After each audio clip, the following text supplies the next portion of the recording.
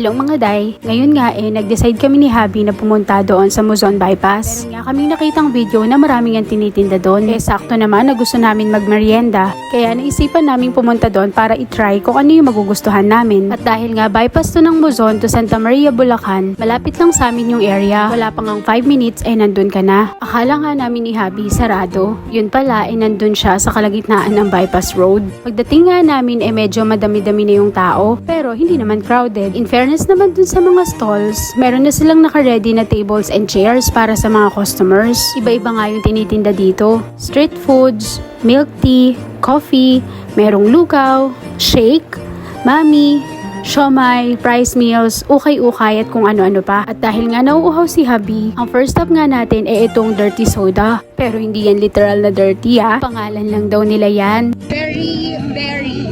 Ang in-order ko nga yung very berry. At kay Habi naman yung berry lychee. 85 pesos nga yung large size nila.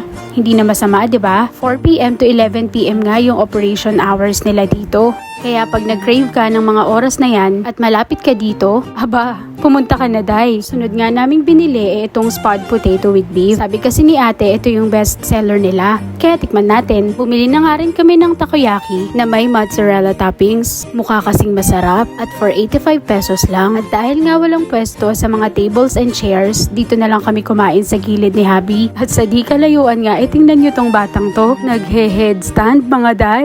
Kaya nyo yan?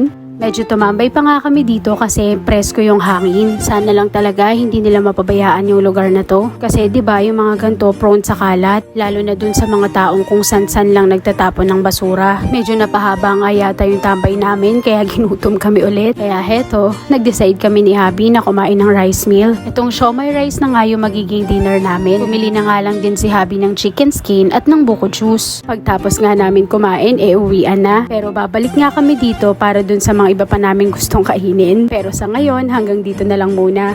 Bye!